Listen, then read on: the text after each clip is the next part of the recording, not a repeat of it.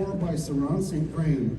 It was built of stone and in haste after his wooden mill in house burnt, and he had a contract with the U.S. military to fulfill.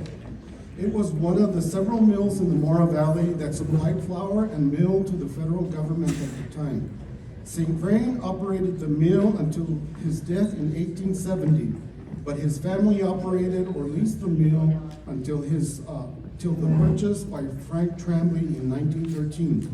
Mr. Tremblay converted the mill into a roller mill and operated it until his death in 1926. Milling operations ceased in 1933. Subsequently, the milling machinery sold and the mill was used for storage until the mid-1900s. From that time on, the mill sat neglected and deteriorating until the purchase of the St. Vrain Mill Preservation and Historical Foundation in 2015.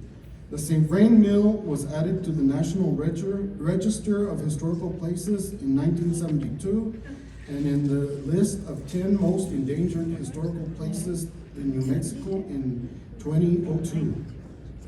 St. Vrain, please come up.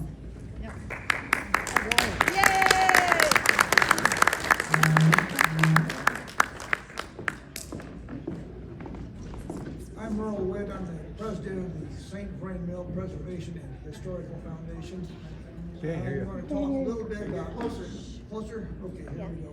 I'm going to talk a little bit about what we're doing and what all we have to do yet. I'm joined by Christine St. Vrain. She'll talk a little bit about. Well, she'll give a historical and a family context to our activities. Now. The St. Vrain Mill Preservation and Historical Foundation is a 501c3, a nonprofit. We have board members that are all from Mora. We have two other additional board members here. If you will please stand. Barbara Bradshaw.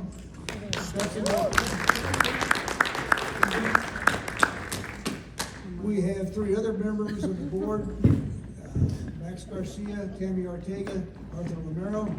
All of us are from Mora, and so the St. Vrain Mill restoration is very much a grassroots project. It started out about 10 years ago when we purchased the mill for $27,000. Southwest Capital Bank gave us a grant of $10,000 with the condition that another $10,000 be raised by Mora County residents. We took a little bit of liberty with the residents. If you owned land in Mora, you counted. Anyway, we had no trouble raising the rest of the money. That's great. And so we purchased the mill back in 2015, and the adventure began. We started out, thanks to a grant from Historic Preservation Division, doing a historic structures report by Beverly Spears, an architect in Santa Fe.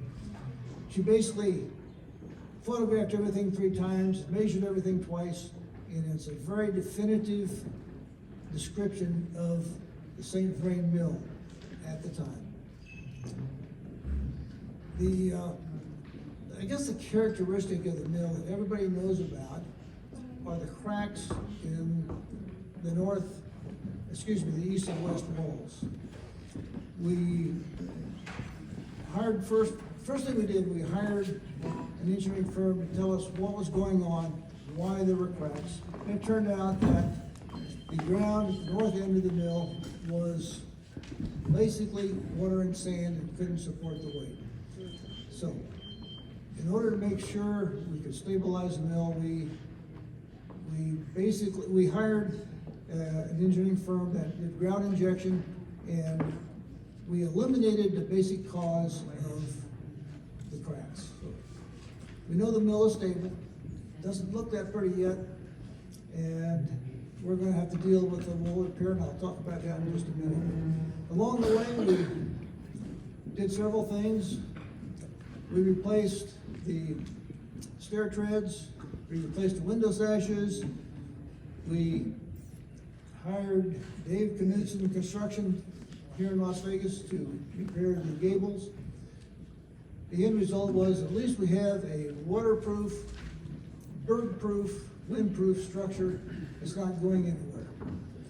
And the interesting thing is, all of this work, except for the gable work, was done by donations, not just from Mora, people from Las Vegas, Colorado. We even have donations coming in from Canada. But now we face a challenge that, individual donations don't quite do the job. We have to repair the walls. We've got to repair that wall crack. Well, actually, 2 wall cracks, east and west wall both. Before COVID, we had an engineering firm come by and give us an estimate of about $50,000 per wall to do the work. That was a big number. And we gotta go ahead, let's do it. So we did raise enough money to do 1 wall at the time. But then COVID came along, everything stopped for 2 years. We started looking at things again about a year ago. Then the fire came, derailed things further. So we got back to the engineering company again, construction company, I should say. And now the price is over $200,000. We need help. Okay. And the thing is, we are a nonprofit. We don't get government grants. Mora County doesn't have grants to give to individual organizations like ours. The state tries. They've given us a couple of grants. They did the grant for the wall repair, the gable repair. So right now we face a big challenge.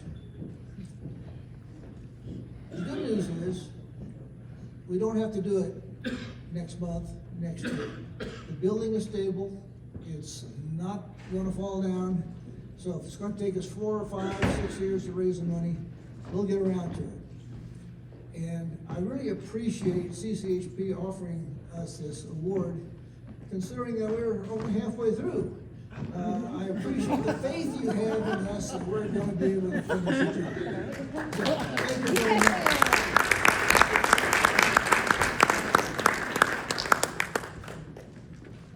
I have to confess that I wore the beaver coat on this special occasion in honor of Saran St. Vrain and his fur trapping days, and in Taos and his association with Bent's Fort in La Junta, Colorado.